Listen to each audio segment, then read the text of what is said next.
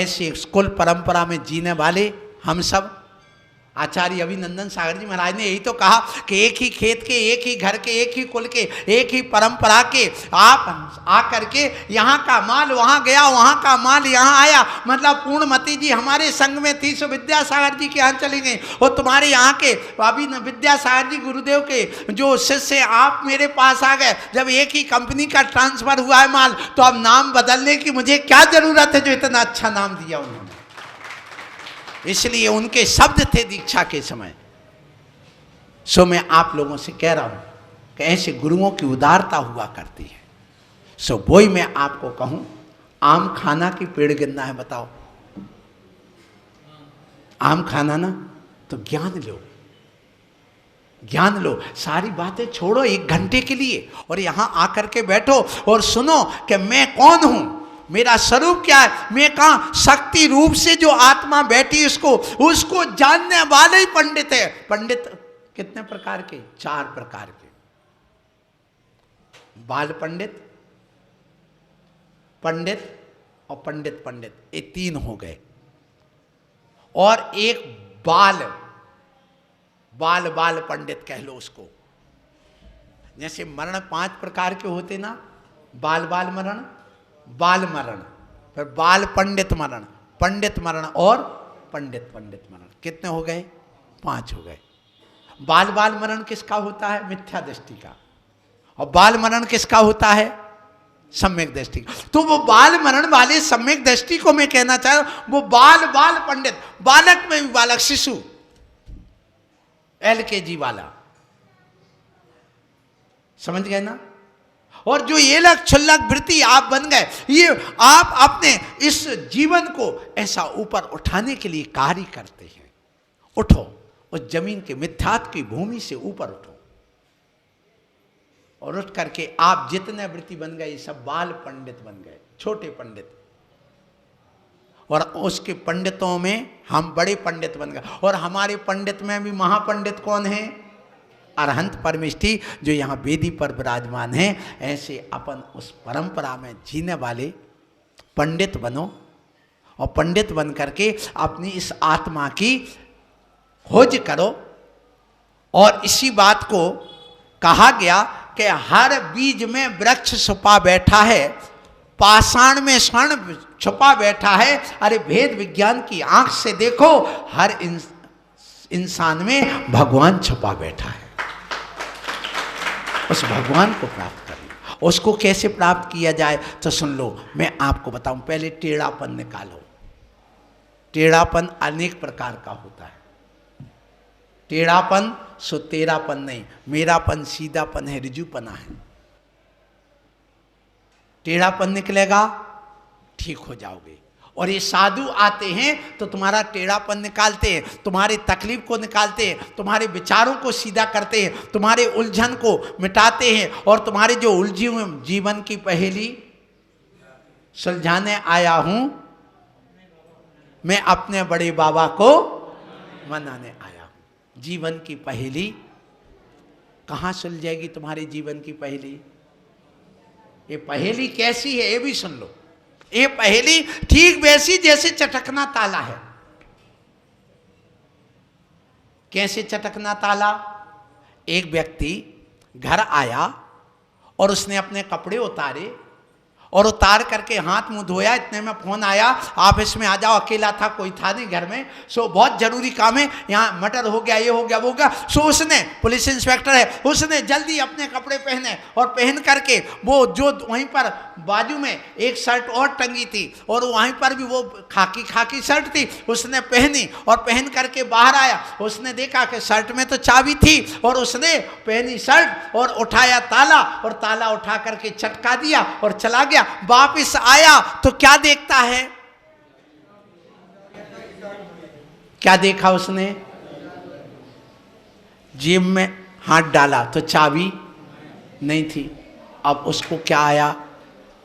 चाबी मिले तो ताला खुले, और ताला खुले तो चाबी मिले। ताला कब खुलेगा? उलझी है ना। और चाबी कब मिलेगी? ताला खुलेगा। अब बताओ क्या करो। बस वही दशा अपनी है कि महाराज कुछ दिखाओ आत्मा वगैरह तो हम मुनि बने, और कहते भगवान जब तुम मुनि बनो तब आत्मा दिखे। ये उलझी है पहेली के नहीं बोलो। मुझे कुछ दिख तो है नहीं, आपने शरीर रोज सुखा लिया, सारे कपड़े छोड़ दिए। बुंदेलखंड में कहावत है ना, हाथ की बिलैया छोड़ के म्याऊं म्याऊं करो। वैसे तो आत्मा हाथ में बिल्ली पकड़ में आती नहीं, और मान लो आ गई और छोड़ दी तो फिर पकड़ में आती क्या? नहीं आती। ऐसे बड़ी मुश्किल से महाराज ये मकान मिला है, गाड़ी मिली है, ऐसा वैभव मिला है, ये पद मिला है, ये नौकरी मिली है, और आप छुड़वा करके फिर कहते फिर क्या करो बताओ, कुछ दिखाओ ना हमें। ये समस्या है आज के समय, है कि नहीं बोलो? तो कहा तुम्हें अपना टेढ़ापन निकालना है। तो भगवान ने कहा, गुरुदेव ने कहा जाओ तो मकनोनिया चले जाओ, इनका टेढ़ापन सीधा करो। आया है टेढ़ापन, कैसे करोगे? तो बोले देखो हम आपको क्लोरोफार्म दे रहे हैं, ये सुंघा देना। क्या सुंघाना? क्लोरोफार्म, और ठीक करना। कैसे? जैसे एक आदमी था, वो आदमी घर में था, बड़ा दुबला पतला था, तो धनुष टंकार की बीमारी कहते थे। लकवा को क्या बोलते थे पहले? धनुष टंकार, माने आदमी के वो हाथ पैर टेढ़े हो जाते जो दुबले पतला होता। तो वो दुबला पतला था। अब वो गया और कहता है कि भाई मैं बहुत, आज मुझे यहाँ दर्द हो रहा, आज यहाँ दर्द हो रहा। सो पत्नी से कहता चलो मुझे डॉक्टर के यहाँ ले चलो। तो डॉक्टर के यहाँ गया और डॉक्टर ने कहा देखो तुम बहुत दुबले पतले हो, तुम सावधान रहना, ठंड का समय, तुम्हें धनुष टंकार की बीमारी हो सकती। तो बोले क्या करें? बोले सावधान रहो, हम 1-2 दिन में आपको औषधि देंगे और उपचार बताएंगे क्या करना। अब वो घर आया और दूसरे दिन पुनः उसने बैठे बैठे वहीं पर सोफा पर, और वहाँ पर पहले जो काज बटन वाले होते थे, चेन तो होती नहीं थी, सो उसने काज और बटन लगाए, जूते का चप्पल का अपना जूते के बंद लगाए, और एक कप चाय पीने के बाद में उसने पुनः अपने कोट के बटन लगाए, पैंट के लगाए। पर एक संबंध गलत बन गया। कौन सा? कोट का काज और पैंट का बटन। काज किसका? बोलो। कोट का। और बटन किसका? पैंट का। तो दो संबंध गलत होंगे कि नहीं एक साथ? यदि एक बटन कोट का काज में जाएगा तो दूसरे पैंट का बटन किस में जाएगा? कोट में जाएगा। तो तब वो सब लग जाएंगे। और ऐसे ही हो गया, 2 लग गए एक साथ बटन। अब क्या हुआ? जब वो उठा तो ये शोल्डर खिंचने लगे। वो सीधा होना चाह रहा, सीधा ही नहीं हो पा रहा। वो मजबूत उसमें जोड़ था पहले काज का धागे वाला, तो वो सीधा होना चाह रहा, नहीं हुआ। तो उसने पत्नी को बोला देखो कल ही तो डॉक्टर ने कहा था कि धनुष टंकार की बीमारी हो जाएगी, तुम्हें सावधान रहना, और आज ही हो गई। चलो अब ऑटो वाले को जल्दी बुलाओ और चलो बमोरिया डॉक्टर के यहाँ चलते अपन, तो वो ठीक कर देंगे। चलो भैया डॉक्टर साहब के यहाँ चलो। चले गए। कहाँ? और डॉक्टर साहब ने देखा और कहते वेरी डेंजरस केस, बहुत खतरनाक केस है, सावधान रहना। बोले क्यों? बोले देखो ऊपर वाला ही बचा सकता, मैं नहीं बचा सकता हूँ। बोले क्या है? बोले देख लिया मैंने। फिर उसके बाद कंपाउंडर को बुलाया और उससे लिखवाया कि लिखो कि यदि मैं ठीक करूँगा, उपचार करूँगा, ऑपरेशन करूँगा, यदि मर जाऊँ तो मैं गुनाहगार नहीं रहूँगा, और मैं बचाने की पूरी कोशिश करता हूँ, मैं संकल्प करता हूँ। उसको संकल्प फार्म भरवा करके कह दिया ओटी में ले जाओ, लिटा दो और थोड़ी क्लोरोफार्म सुंघा दो। और उसको क्लोरोफार्म सुंघाया, आधा घंटे बेहोश पड़ा रहा। उसके बाद उसने बटन लिए और कोट वाले और पैंट वाले दोनों खोल करके सही कर दिए। फिर कहा खड़े हो जाओ, खड़े होकर के इलेक्ट्रॉल पाउडर घोर करके पिला दिया। बोले ठीक हो हमारे बारे? डॉक्टर साहब बड़ी कृपा, आप तो भगवान हैं। बोले कितना चाहिए? बोले दे दो 50,000 रुपया। कितना? बस ये तो हो गया दृष्टांत। अब दृष्टांत सुनो। हमें क्या कहा गुरु ने, सुन लो, कि ये जो समाज के लोग टेढ़े हो रहे हैं इनको सीधे करने जाओ। तो कैसे करना? बोले देखो हम कंपाउंडर बना के भेज रहे तुम्हें। क्या भेज रहे हैं? कंपाउंड वाला, इनको थोड़ी सी क्लोरोफार्म सुंघा देना, काहे की? बोले जिनवाणी की क्लोरोफार्म सुंघा देना, फिर उसके बाद में आऊँगा तो इनके कोट और बटन के जो संबंध गलत बन गए हैं, जो आपसी में संबंध कसाय और विषयों के बन गए, उन दोनों के विषय कसायों के हम कोट और बटन को हम सीधा कर देंगे और इनका संबंध देव शास्त्र गुरु से जोड़ देंगे, तो ये सब सीधे। बस इतना ही करना है। तो ये मुनि आकर के क्या सुनाते हैं तुम्हें? क्लोरोफार्म, काय की? जिनवाणी की। और जिनवाणी की जब क्लोरोफार्म सुन लोगे, सूंघ लोगे, तो तुम्हारे थोड़ी सी आएगा अंतर, फिर उसके संबंध जब सही जुड़ जाएंगे, जो तुम्हारे राग देश मोह विषय कसायों से हैं उनसे हट जाएंगे और सही संबंध जुड़ जाएगा। सो आप लोगों को आज ये प्रवचन सुनने को मिला। अब मैं आप लोगों से कहूँ कि वो जो आत्मा परमात्मा बनना है, उस आत्मा को परमात्मा बनाने के लिए आप क्या करना, किसके पास जाना, ये संबंध ठीक करने के लिए किसके पास जाओगे? रागी के पास के वीतरागी के पास? बोलो बोलो। और रागी के पास जाओगे तो रागी मिलेगा। इसलिए किसी ने लिखा है कि ध्यान रखो, अंधों से सूर्य का प्रकाश मत पूछो और बहनों से मेरे गीत के लय ताल छंद मत पूछो। अरे कैसे बनती है आत्मा ही परमात्मा, इसकी बात इन रागियों से भोगियों से मत। जो परमात्मा के पद पर चल रहे हैं, ऐसे गुरुओं से आप पूछना और पूछ करके अपने इस आत्मा की ओर आना, परमात्मा की ओर आना। और ये समझ लेना कि हैं पंछी जुदा जुदा पर आसमान तो एक है, हैं लहरें जुदा जुदा पर सागर तो एक है मुर्दा जुदा जुदा पर श्मशान तो एक है मानव जुदा जुदा पर आत्म धर्म तो एक। कौन सा धर्म समझना है अपन को? आत्मा कभी खंडित नहीं होती, आत्मा खंड है, टंकोत्कीर्ण ज्ञायक स्वभाव वाली है। बस ये ध्यान रखो। तो ऐसी आत्मा को आप समझ करके आप आए हैं, इस मात गर्भ में कॉल किया था नाम जपूंगा मैं तेरा, पर इस झूठी दुनिया में आकर भूल गया मैं नाम तेरा। इसलिए इसको मोहिनी विद्या कहा है। इस संसार को आप लोगों ने इतना समझा कि आत्मा संहारने आए थे और भोगों में शक्ति चली गई। अपने जन्म क्यों लिया था? बालों को संभालने के लिए, जुल्फों को, कि आत्मा को संभालने? लेकिन कहाँ हुआ? तो वो मैं कहना चाहता हूं कि आत्मा संहारने निकले थे, शरीर में भोगों में शक्ति चली गई और बचपन खोया खेल कूद में और जवानी भोगों में चली गई। आया बुढ़ापे का पैगाम मेरे बंधुओं, तो आंखों की रोशनी और कानों की आवाज चली गई।